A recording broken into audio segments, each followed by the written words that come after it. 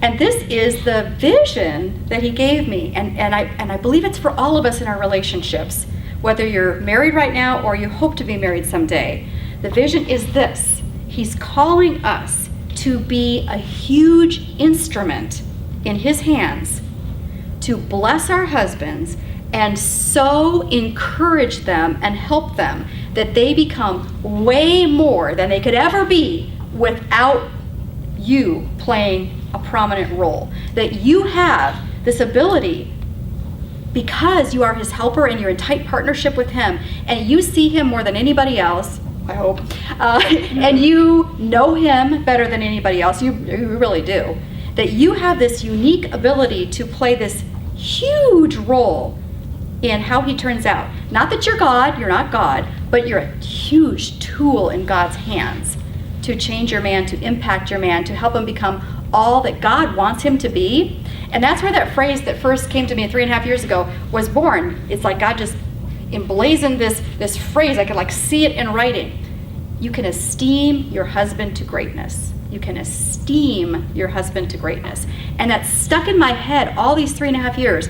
We have the ability to esteem our husbands to greatness, which is a fancy word for saying encourage your husband to greatness, or respect him into greatness, or affirm him into greatness. We have the ability to do that. And here's a couple of reasons why this is so pivotal. There's a verse in Hebrews 3:13, that says, encourage each other as long as it is called today, so that none of you may be hardened by sin's deceitfulness. So let's think of the average guy. He's got pornography calling out to him. I mean, it is on his phone. I mean, it's just a click away on his phone.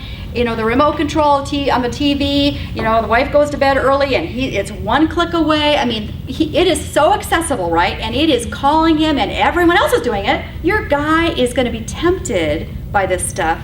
And notice that verse in Hebrews 3 said, encourage one another so that you're not hardened by sin's deceitfulness, because the sin is so deceitful. Just do this. This is going to make you happy. Just do this. You had a hard day at work. You need this. It's not hurting anybody. See how that's sin's deceitfulness? But a wife who's encouraging her man, you can stand strong against this. I believe in you. You are a good man. That's a man who might be encouraged enough that he doesn't fall into sin's deceitfulness. And we can play that role, right? To encourage them, respect them, affirm them, call out all the good qualities we see in them. Not that they're perfect men, because I don't know about your husbands. My husband sometimes is imperfect, a couple times a day. But if I can, even when he makes a mistake, even when he does something that's not so attractive, even then, isn't it interesting how we can choose words that are crushing so easily? They're just, because that's our temptation, right? Let me just tell you what I think about that. You know? And we can choose words that crush and make him feel ashamed and place the shame label on him. And then what is he going to do? Go medicate his pain by doing what? I don't know, alcohol, porn, whatever it might be, or spending long hours at the office where the woman there is encouraging him just fine, or whatever. So we get to choose, even when he's not doing something perfect.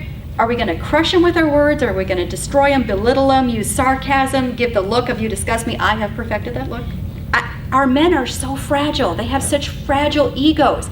And I know we're talking about practical things right now, like handling finances, but this all plays into their spirit and their ability to lead spiritually too. Because a man who's crushed on any level is really not going to want to step out and lead spiritually either. He's not going to become a mighty man of God. He's going to shrink back if he gets pummeled by his wife, who's supposed to be his helpmate. If she is pointing out his flaws, he's not going to step out and lead spiritually or in any other arena.